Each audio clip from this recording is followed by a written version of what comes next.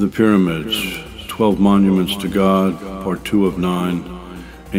The spiritual influence from the planet Tash in the 10th solar system of the 12th universe in early Egypt, given by Anne Sheminette, the first speaker. There were 12 great families in Yanini. There were also 12 tribes in early Egypt. The figure 12 has always had a great meaning. The 12 Egyptian peoples were divided by land, canal, and water boundaries. The Jabukas, who inhabited the land known to you as North America, were of the 12 peoples of Yanini. It was a country which was raised out of the waters 50,000 years after the sinking of Lamana, today known as Atlantis. Another of the Yaninian peoples lived in ancient Avalon, also a portion of Yanini. They were known then as the Wushnas. You, Leninthus, were born into the Wushnas. Footnote: the people being addressed here are members of the group of solar teachings in Glastonbury, England. End of footnote. The first Aztecs of the South American continent were not of Yanini. The present ruins of the Aztecs date back to the Lemurian period. The 12 tribes of Israel are all out in the east. None are in Britain. Given by Aminaris, the second speaker. I've just returned from the land you know as Egypt, the land of the pyramids and Sphinx. The world knows very little of these great buildings. Archaeologists and Egyptologists have endeavored to discover the age of these structures from the measurements purloined from them. The Hyiptians were a gloriously spiritual race, great worshippers of God, and in one sense the forerunners of the future scientists of the world. They knew the power of thought through love by which the great pyramids were raised, assisted by the hierarchy of God. These ancient buildings were constructed of the amethyst solar stone, covered over later by one of the pharaohs of Egypt by placing a layer of stone over them to preserve them. Footnote: the further a planet falls from the solar planet, the less effective become the great rays of God. This brings about a change in matter and eventual disintegration. End of footnote.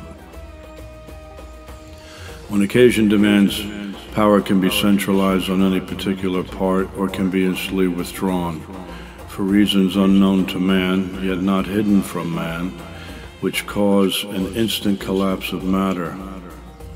What a vision of beauty these temple pyramids must have been. Great temples of worship dedicated to the great artisan of creation, for the teaching of truth and of knowledge of the universes of God. These buildings were never intended as burial places for the dead, but temples in which to worship God. A footnote: no building dedicated to the adoration of God should be used for the interment of mortals. End of footnote. The Hyiptians knew the pyramid form was symbolic of knowledge and still is. The double pyramid, footnote: we believe this Lord to be Archangel Metatron. He who controls the Krinhala cosmic ray, the indigo ray of knowledge, not intellect, for God. The Hyiptians brought the memory of this sign from the planet of Tash, so they built their places of worship in pyramid form. Footnote: memory and knowledge in the eternal sense are of the soul, not the brain. Memory by heart, it is said. The soul, or God breath, rests in the left ventricle of the heart. End of footnote.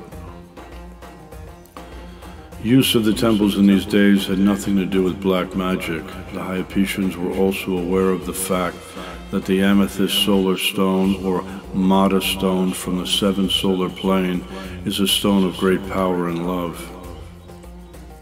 Therefore, in these days, this was the power used for the simple manipulation of these great stones through the power of thought. The pyramids were hollow, and this great race worshipped God as the Yaninians worshipped the great Father-Mother. When we go to Egypt, think of the bygone period of 3,500,000 years. Dwell upon the great power of thought.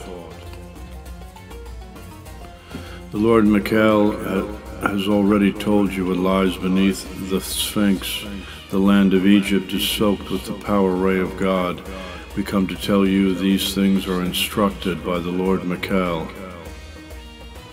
Rashomit, the final speaker. I greet you, my friends. We have not met. My name is Rashomit, the Hyiptian. I have come from the planet of Tash, which lies within the 10th solar system of the 12th universe. Footnote. See the Lord Mikaal's book, The 12 Universes of God, part of the Winds of Truth series. End of footnote. I have the great privilege to be the master of the planet of Tash for God. After the sinking of Lamana, only 6,000 Lemurians were left in the world. It was at this period that the souls from the planet of Tash were reborn into Hyipta. You remember that the Lord Mikaal tells you in his book, The Winds of Truth, that Egypt survived destruction in the sinking of Lamana. Therefore the Hyiptians intermarried with this remnant of Lemurians, the best of them, to help raise them. Many Hyiptians incarnated into Persia and Greece in later periods. Your present race of Earth hold a very large proportion of Hyiptians.